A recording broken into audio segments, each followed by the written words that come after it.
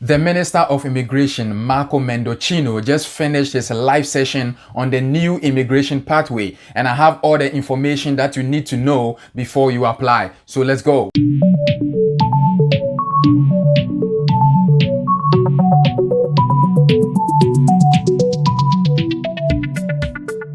Hello guys, welcome back to my channel, Jedantvofficial. On this channel, I share relevant information to people who are already in Canada and also to people who are looking forward to coming to Canada. I know you guys miss me, but I am back.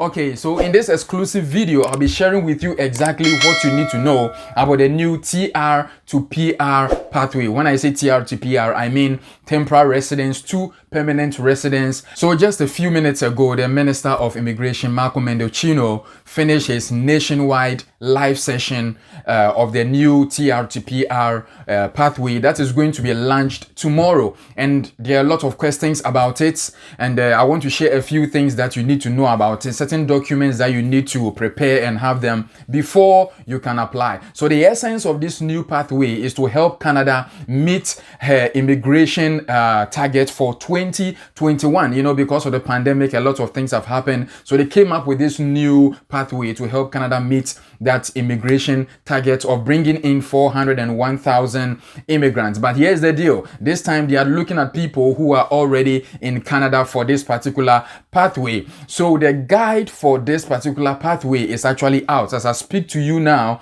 it is live on the Government of Canada's website, and when you visit that website and then you have access to the guide, it tells you literally everything that you need to know. It's going to ask you a few questions. When you answer these questions, then it's going to tell you exactly which of the streams that you qualify for, because under this TR to PR route, we have that for international graduates, we have that for temporary workers, you know, and all of that. But for a lot of my audience are international students or international graduates, so I'm going to be a little biased and then, you know, focus on international graduates, you know, more. And just to let you guys know, there's going to be a separate portal for the application. It's not going to be the same portal as the express entry, so don't try to create an express entry portal for this new TR to PR route. There's going to be a separate portal. So these are the requirements that you need to know, or these are the requirements that you need to gather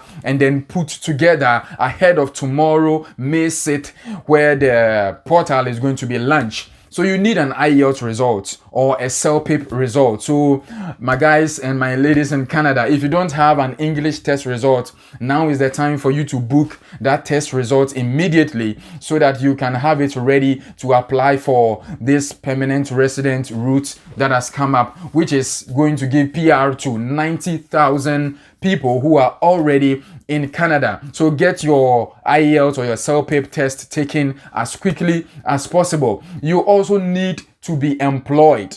Guys, if you're an international graduate, you need to be employed. And they wrote clearly on their website that you need to be employed in any job. They boldened that any. They said any job at all. Any. So for those of you who are asking, do I need to be employed as a frontline worker, or do I need to be employed, you know, in service whatsoever? They said any job. You need to be employed in any job. And then you are going to provide a reference letter to them which proves and shows that you are actually working or you work with this employer. And you can also back it up with some pay stubs, you know, from your employer as well. Another thing that you need to, you know, demonstrate or show or prove is that you have a legal status in Canada. So if you're on a work permit currently as an international graduate, you need to prove that your work permit is not expired. And whatever status you are on in Canada now, you need to be able to prove that you are on a legal status and you are not illegal, or your status has not expired. So you would need to prove that with whatever document that you have. And then education is very important for the international graduate. You should have graduated from a DLI, a designated learning institution, on or after 1st January 2017. So once you graduated after 1st January 2017, you are good.